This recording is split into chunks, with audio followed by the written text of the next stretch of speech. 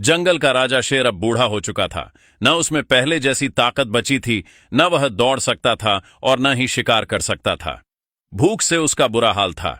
कई दिनों से पेट खाली था, इसलिए उसने सोचा, यदि यूं ही रहा तो भूखा मर जाऊंगा, कुछ चाल चलनी ही होगी। शेर ने एक नई तरकीब सोची।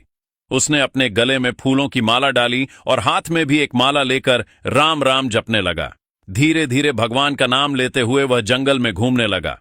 पेड़ पर बैठे एक बंदर और उसकी बंदरी ने यह दृश्य देखा। उन्हें बहुत अचरज हुआ। बंदर ने कहा, अरे, यह तो जंगल का राजा शेर है, लेकिन आज यह शिकार करने की बजाय भजन क्यों कर रहा है?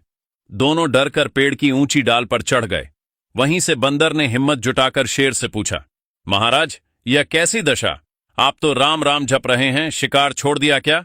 शेर ने बहुत ही शांत भाव से उत्तर दिया, हां बंदर भाई, अब मैं बूढ़ा हो गया हूं, शिकार और मांस खाना छोड़ दिया है। अब तो भगवान का नाम ही लेता हूं और फल फ्रूट खाता हूं। शेर की मीठी बातों में आकर बंदर पेड़ से उतरा और फल तोड़कर शेर के पास ले आया। लीजिए महाराज, फल खाइए। लेकिन जैसे ही बंदर पास आया, शेर ने छलांग लगाई और उसे पकड़ लिया। बंदर घबराकर बोला, महाराज, आप तो कह रहे थे कि शिकार छोड़ दिया है। शेर हंसकर बोला, हां, कहां तो था, लेकिन भूख बहुत लगी है, अब मैं तुझे ही खाऊंगा। बंदर ने तुरंत बुद्धि का प्रयोग किया, हाथ जोड़कर बोला, महाराज, आप मुझे खा लेंगे तो मेरी बंदरी अकेली रह जाएगी।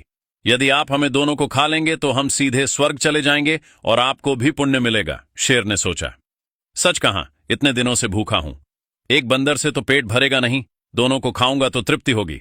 उसने बंदर से कहा, ठीक है, जाओ और अपनी बंदरी को ले आओ। शेर ने बंदर को छोड़ दिया। बंदर फुर्ती से पेड़ पर चढ़ा और अपनी बंदरी के पास बैठ गया। शेर नीचे से बहुत देर तक इंतजार करता रहा, फिर ऊंची आवाज में बोला, बंदर, कहां रह गया? बंदरी को लेकर आओ। तब ऊपर से बंदर ने ठाका लगाकर उत्तर दिया, धीरे धीरे पग धरत, हृदय तेरा कठोर, तेरी भक्ति को देखकर डूबेगा कोई और।